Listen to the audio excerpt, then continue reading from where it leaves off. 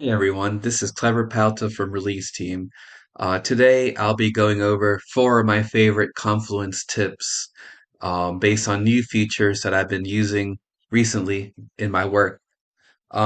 Today I'll start with AI and whiteboards. For me and my teams, oftentimes the hardest part of brainstorming is getting your creative juices flowing to come up with new ideas. Thanks to Atlassian Intelligence's new features, we can pull some contextual information from Jira and Confluence to get our creative juices flowing based off our initial idea. To start, we'll click on this sticky note here. As you can see, we've already had a few ideas, but my team kind of petered out and our creative juices kind of stopped. So to get them reflowing, I clicked on this sticky note. I'll use Atlassian Intelligence here to generate similar stickies. And yeah, it came up with about six ideas. I'll click on this button to insert these stickies into this room. And then I can organize them, delete some that I don't think our team would like to do, like outdoor retreats. I don't think our team is too much of the cooking type. And we can organize our stickies like this. Let's do another example. Let's say we want to partner with a nonprofit organization here in Colorado where we're based out of.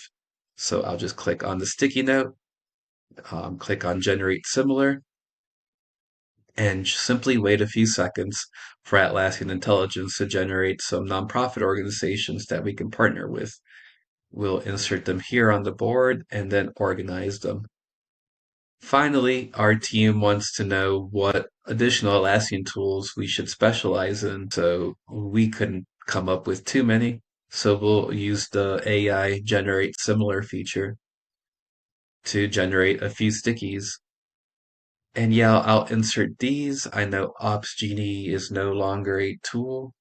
It has been combined with Jira Service Management, so I'll get rid of this sticky note. And we have a more populated whiteboard within a few seconds and with a few clicks. But now our whiteboard's a little messy. We don't have too much color coordination. If I come into this whiteboard in a few days, I might forget what the grouping is and it might look a little messy. So what I'll do is I'm going to highlight all of these sticky notes and use the Atlassian Intelligence enabled group related feature. By clicking on this, all these stickies will be grouped into logical categories defined by Atlassian Intelligence. So yeah, as we can see, we have our nonprofit organizations grouping here, our Atlassian Tools and Expertise group here, and our team building and social event stickies here. So I'll click on keep to keep these around. And yeah, with this, I have been able to more easily organize my sticky notes and use AI for brainstorming. The second feature I want to talk about are company hubs. This is a recent feature that has been added to Confluence Premium and Enterprise subscriber in the last few months. What company hubs are? They're a page where you can display dynamic company-wide information within Confluence. It kind of adds like you can use it as a home page within Confluence or just as a general home page internally in your organization.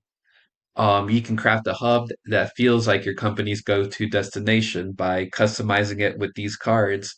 As you see here, I have announcements for our team, due dates for some projects, scheduled server downtime, and a few employee shoutouts on my page. Let's say we want only some announcement or only some of these cards to be available to certain groups or teams within your organization. With hubs, we can very easily do this. We'll just click on the cards that we want to edit viewing permissions for. We'll go to the select target audience feature and then make sure it is enabled. And then we can select which one of our groups or teams are the only ones that are available to see this content. So for me, this has been very helpful in closing communication gaps within my team and promoting productivity and collaboration by connecting teams with the content and resources that they need. The third feature that I'd like to talk about is a little bit more technical. It's about importing legacy HTML data into Confluence. I'm sure for many of your teams, Confluence has not been the first tool used kind of like as a wiki. So Confluence knows this, and it has added a beta feature to import spaces and pages from other tools. Recently, we can import HTML files into Confluence.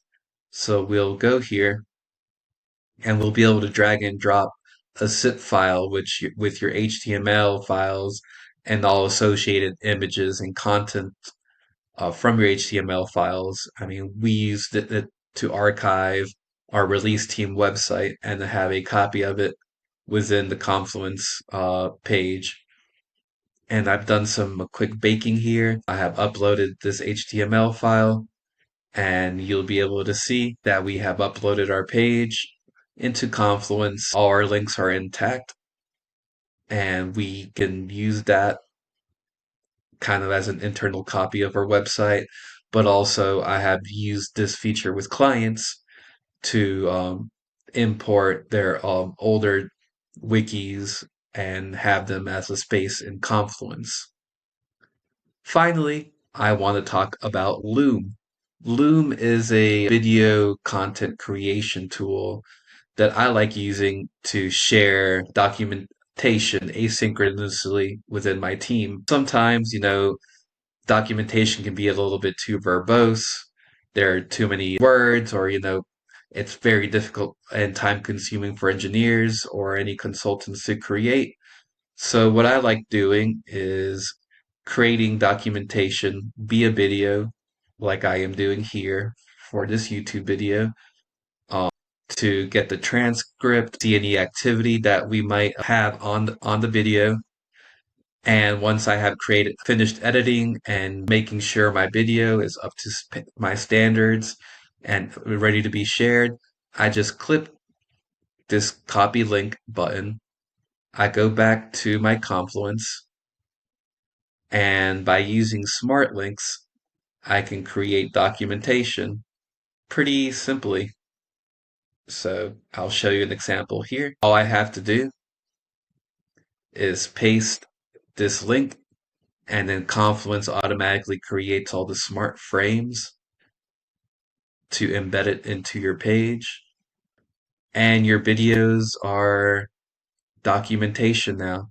You can also share these videos over Slack or email, or you can embed them to other pages or your company's social media accounts. So for me, Loom has been an indispensable tool in sharing information with my team and with my clients. And using embedded videos in Confluence with Loom has really helped with the sharing of content and information in my team. So yeah, those were the four tips that I wanted to share with you guys. I hope you enjoyed it. If you have any questions for me, please make sure to leave any comments underneath the video, and we'll be hearing from you soon. Thank you, everyone.